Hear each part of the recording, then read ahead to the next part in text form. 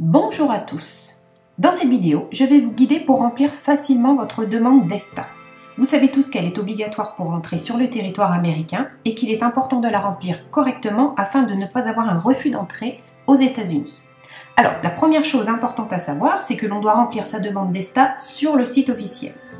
Il y a beaucoup de sites prestataires de services qui se vantent de la remplir pour vous, mais qui vous facturent l'ESTA à 4 voire 5 fois son prix. Alors cette adresse, c'est celle qui s'affiche en haut de l'écran, voilà, par ici. Et vous la trouverez aussi très facilement sur le site de cnewyork.net. Une fois sur la page d'accueil, qui va s'afficher en anglais comme vous pouvez le voir, il va falloir aller changer la langue. Hop, vous mettez en français. Et là, vous serez dans de bonnes conditions pour pouvoir remplir votre ESTA. Vous allez donc cliquer sur Nouvelle demande. Et là, vous allez avoir le choix entre une demande individuelle et une demande de groupe. Donc la demande de groupe, c'est quand vous partez à plusieurs et que vous souhaitez faire une seule demande pour l'ensemble des personnes qui partent avec vous. Moi, je vais vous présenter la demande individuelle. Vous allez confirmer et continuer. Et nous allons arriver sur la première étape pour remplir notre ESTA. Vous allez avoir une série de textes vous expliquant la conduite à tenir en cas d'acceptation ou de refus d'entrer sur le territoire, ainsi qu'une indication sur les frais de l'ESTA. Donc vous cliquez systématiquement sur oui et vous passez à l'étape suivante. Nous allons passer à une étape importante de la demande d'ESTA qui est la demande d'information sur le demandeur. Alors, vous allez devoir noter toutes les informations qui vous concernent et toutes ces informations doivent être absolument identiques à celles qui figurent dans le passeport. C'est très très important parce que s'il y a des erreurs, on pourrait très bien vous refuser l'entrée sur le territoire américain.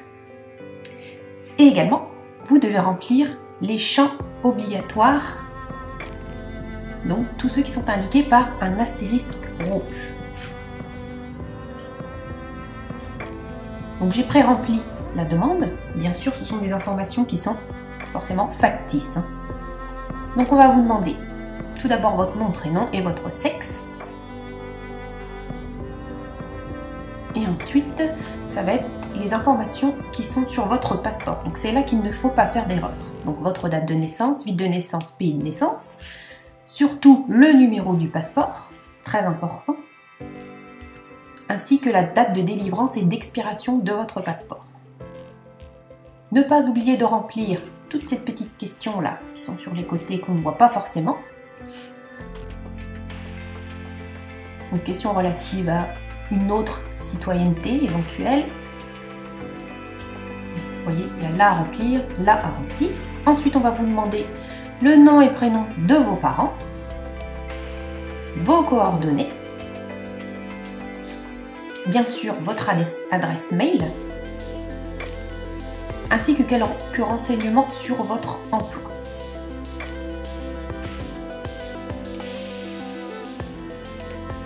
Nous voilà arrivés sur la troisième étape de la demande d'ESTA, donc c'est-à-dire les renseignements sur votre voyage. Vous allez devoir saisir les informations relatives à votre voyage.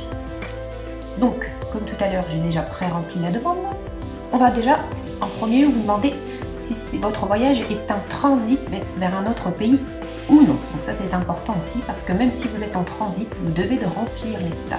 Donc là nous allons marquer non et on va vous demander les renseignements sur le point de contact aux États-Unis. Donc c'est-à-dire que vous allez pouvoir noter l'adresse de l'appartement où vous allez loger ou les personnes qui vous hébergent ou le nom de l'hôtel par exemple. Donc ici j'ai mis par exemple le nom d'un hôtel avec son adresse, la ville, l'État et le numéro de téléphone. Alors si vous faites un voyage avec plusieurs destinations, vous marquez le premier hôtel dans lequel vous allez séjourner et puis après, ça suffira.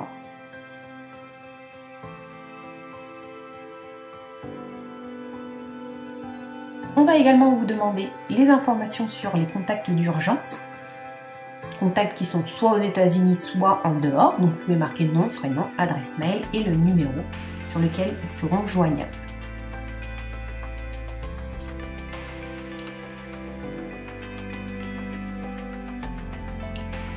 4e étape. Étape très importante, ce sont les questions sur l'admissibilité. C'est-à-dire qu'on va vous poser tout un tas de questions sur, par exemple, vos antécédents judiciaires, sur votre état de santé, si vous consommez de la drogue ou pas, etc. Donc, vous devez de répondre par non absolument à toutes les questions que l'on vous pose, au risque de vous voir refuser l'accès au territoire américain. Donc, c'est très important. Donc, on va le faire ensemble. Souffrez-vous d'une maladie physique ou mentale, ou êtes-vous consommateur de drogue ou toxicomane? Bon, on vous met toute une liste de maladies. Bien sûr, vous cochez non. Avez-vous été arrêté ou condamné pour une infraction ayant provoqué des dommages matériels graves ou un dommage grave à une autre personne ou à une autorité gouvernementale? Non. Avez-vous déjà violé une loi en relation avec la possession, l'usage ou le trafic de drogue illicite? Bien sûr que non. Avez-vous l'intention de participer ou avez-vous participé à des activités terroristes, d'espionnage, de sabotage ou de génocide? Non. Avez-vous déjà commis une fraude ou avez fait de fausses déclarations sur vous-même ou d'autres personnes en vue d'obtenir ou aider d'autres personnes à obtenir un visa ou un droit d'entrée aux États-Unis? Non. Cherchez-vous à présent un emploi aux États-Unis ou avez-vous travaillé dans le passé aux États-Unis sans avoir obtenu une permission préalable du gouvernement américain? Non.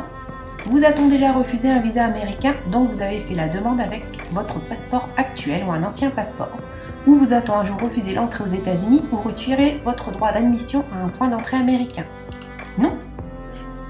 Êtes-vous déjà resté aux États-Unis plus longtemps que la période d'admission que vous avez accordé le gouvernement américain? Non. Avez-vous voyagé ou étiez-vous présent en Irak, Syrie, Iran, Soudan, Libye, Somalie ou Yémen le 1er mars 2011 ou après? Donc forcément, il faut mettre non. Vous certifiez que toutes ces informations sont exactes et vous validez.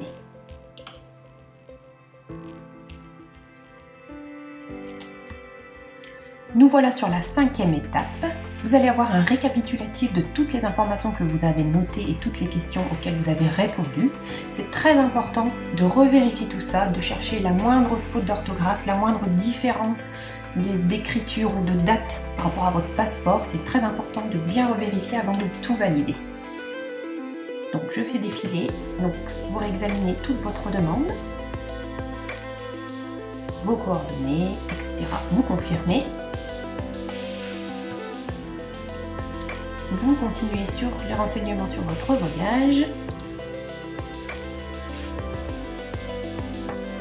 Ensuite, toutes ces petites questions, vous validez. Et vous reconfirmez votre numéro de passeport, nom de famille, pays de délivrance et date de naissance et vous validez. Enfin, la dernière étape de votre demande d'ESTA, qui va être forcément le règlement. Donc ça va être 14 $ par personne. On vous invite donc à cocher cette petite case. Et vous cliquez sur payer maintenant. Alors sachant quand même que la demande, c'est ce qu'ils vous disent là, n'est pas complète tant qu'elle n'est pas payée. Et qu'elle ne sera pas traitée non plus tant qu'elle n'est pas entièrement payée. Ça veut dire quoi? Ça veut dire que vous ne savez pas si vous êtes admissible tant que vous n'avez pas payé. Donc pas le choix.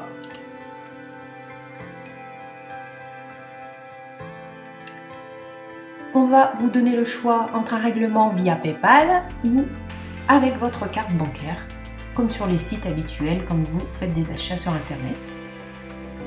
Je vais vous laisser faire votre achat seul, puisque bien sûr je ne vais pas pouvoir le faire avec vous maintenant. Et ensuite, vous aurez directement, instantanément, votre réponse si vous êtes admissible ou non. Voilà, j'espère que cette vidéo vous aura bien guidé, vous aura évité quelques erreurs. Merci à vous. Et pour plus d'informations sur New York, retrouvez-nous sur le site de cnewyork.net.